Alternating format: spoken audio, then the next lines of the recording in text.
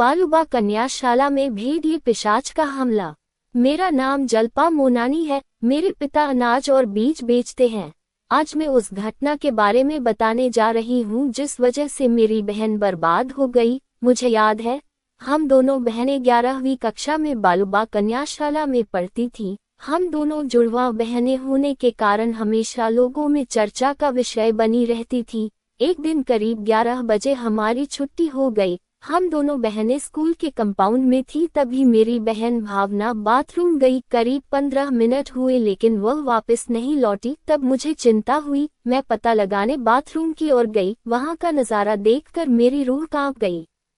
मैंने देखा भावना wash basin की दीवार से सट कर बैठी थी। उसके सिर से खून बह रहा था और कोई अजीब सी पहाड़ी आकृति उसके सिर से बहता खून चूस रही था।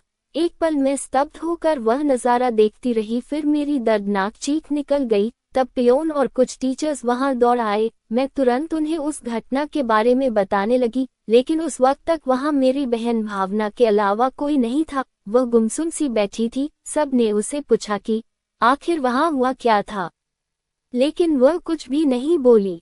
वहां पर आए हुए सब लोगों ने पहले तो भावना के फिसल जाने का तर्क निकला और उसके बाद उन्होंने उल्टा मुझे ही कसूरवार बताना शुरू कर दिया। उन्हें लगता था शायद हम दोनों बहनों में मारपीट जगा हुआ होगा, उसी वजह से भावना को चोट लगी होगी।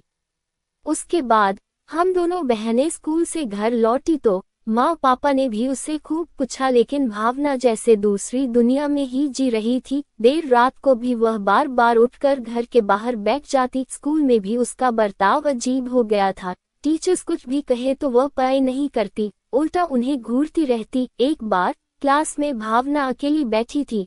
मैंने सोचा उससे बात करूं। मैं कैंटीन से कुछ नाश्ता लेकर उसके पास जाने लगी। मैंने देखा भावना खिड़की के बाहर देखकर हंसे जा रही थी और अपने होंठ बदबदा रही थी। अब मेरी धड़कनें बढ़ चुकी थी। मैंने डरते डरते उसके पीछे जाकर खिड़की की और नजर घुमाई तो मुझे वही रहस्यमयी आकृतिनुमा इंसान दूर खड़ा दिखा, जो बाथरूम में भावना के सिर के घाव से खून चूस रहा था। वह डरावना नजारा देखकर मेरे हाथ से नाश्ता वही गिर गया। तभी फौरन भावना मेरी ओर मुड़ी। उसके चेहरे पर बेहद गुस्सा था। उसने दौड़कर मुझे बाल से पकड़ लिया। अगले ही पल मैं जमीन पर थी। आप यकीन नहीं करेंगे, भावना ने उस दिन मुझे चेहरे पर 3 बार काटा।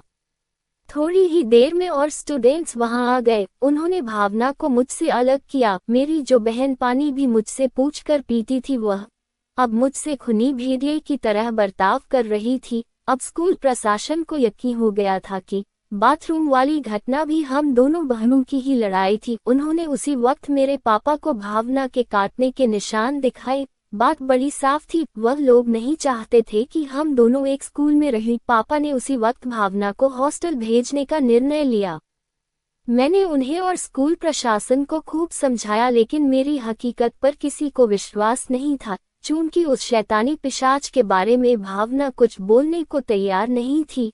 इस घटना के बाद भावना 3 साल हॉस्टल में रही। एक दिन हमें रात को करीब 3 बजे उसके हॉस्टल से फोन आया। भावना बाथरूम के पास बेहोश पड़ी मिली थी। हम उसे घर लाए। उसके सिर पर ठीक वैसे ही घाव थे जो स्कूल के समय मैंने देखे थे। आज भी भावना अंधेरे में अकेले बड़बड़ाती रहती है, हमेशा अंधेरे में रहना पसंद करती है। शायद हमारी स्कूल के वक्त से मेरी बहन पर पिशाच का वास है। पता नहीं उसका क्या होगा। मैं इस घटना की बात सार्वजनिक इसलिए बता रही हूँ ताकि मेरी बहन को इस मुसीबत से बाहर लाने का कोई सुझाव मिल सके।